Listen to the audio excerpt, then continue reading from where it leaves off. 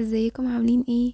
يا رب تكونوا كويسين. welcome to my channel. لو اول مرة تشوفوني welcome back لو شفتوني قبل كده. النهاردة هيكون فيديو تخطيط لشهر مارس.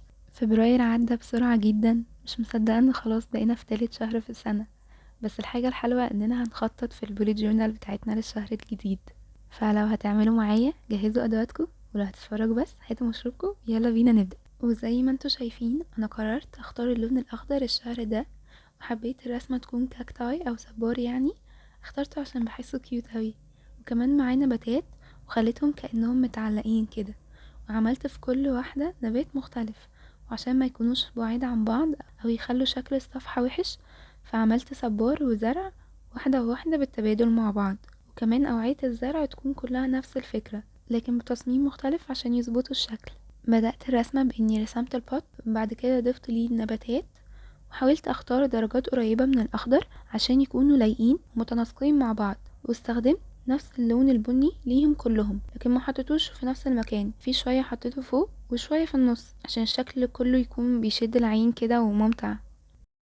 والصفحة اللي على الشمال كتبت فيها مقولة، وانا بحب ابدأ بيها التخطيط الشهري بحيث اني اتفائل بيها واشجع نفسي خلال الشهر كل ما افتح البوليت جورنال بتاعتي. واخترتها بتقول give yourself time to grow.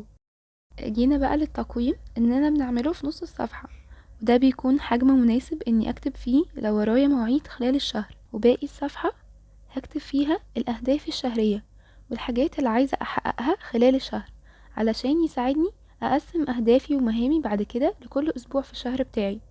ورسمت نباتات متعلقة هنا كمان، خليتهم نازلين كده من التقويم الشهري، وخليتهم برضو متبادلين مع الصبار. ولقيت انه هو والنباتات ممكن نعملها باشكال كتير قوي، فقررت اني انزل فيديو على الانستجرام وانا بعمل كل واحد فيهم. فما تنسوش تعملوا لي فولو على الانستجرام @heartfeltspace، وهسيب لكم اللينك تحت في الوصف.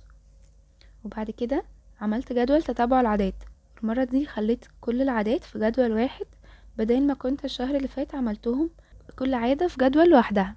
قسمت الجدول ده ل30 جزء بالعرض، وبالطول بختار اقسمه الاجزاء على حسب هتتبع كام عادة. يعني لو عايزين نعمل 4 عادات جديدة الشهر ده نتتبعها، هنعمل 4 اجزاء بالطول. زي هنا مثلا انا كنت عايزة اتتبع 8 عادات، فعملت 8 اجزاء بالطول، وسبت مستطيل فاضي في اول الجدول هكتب فيه العادة اللي هتابعها. وكده بقى قدام كل عادة 30 جزء لكل يوم في الشهر بعمل فيه علامة لما اعمل العادة دي في يومي. ولان الدراسة بدأت قررت اعمل جدول لتتبع المذاكرة هكتب فيه لو ورايا لكل مادة والديدلاينز مثلا بتاعة التسليمات. جينا بقى الجدول للنوم، ده انا بعمله عشان بحاول اصحى وانام في نفس الميعاد كل يوم عشان انظم يومي اكتر. فبقسم الجدول ل30 جزء بالطول، بكتب فيه ايام الشهر، ولان كل يوم فيه 24 ساعة بعمل 12 مستطيل بالعرض بحيث كل جزء يكون فيه ساعتين، وبعدها بحدد ايه الوقت اللي عايزة انام واصحى فيه عن طريق اني اعمل خط متقطع من اول الساعة 11 بالليل مثلا لحد الساعة 6 الصبح، لو دي المواعيد اللي انا عايزة انام واصحى فيها، وده بيشجعني وبتابع التقدم بتاعي خلال الشهر. الصفحة اللي على اليمين بدأت فيها برسم النباتات المتعلقة،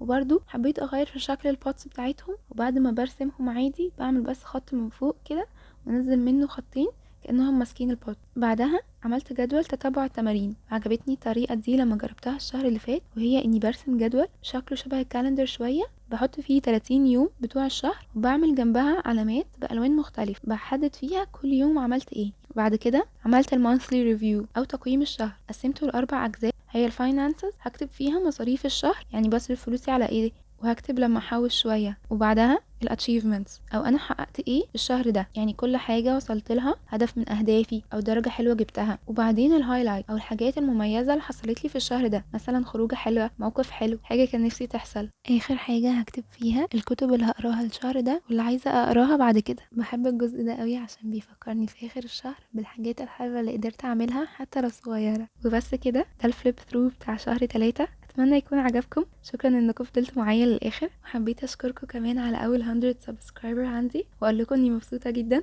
ما تنسوش تبعتولي على انستجرام لو جربتوا تعملوا تخطيط معايا، هحب جدا اشوفهم، وقولولي ايه الصفحات اللي عجبتكم. لو كملتوا لحد هنا قولولي تحت في الكومنتس، واعملولي لايك وسبسكرايب. اشوفكم في الفيديو الجاي، باي باي.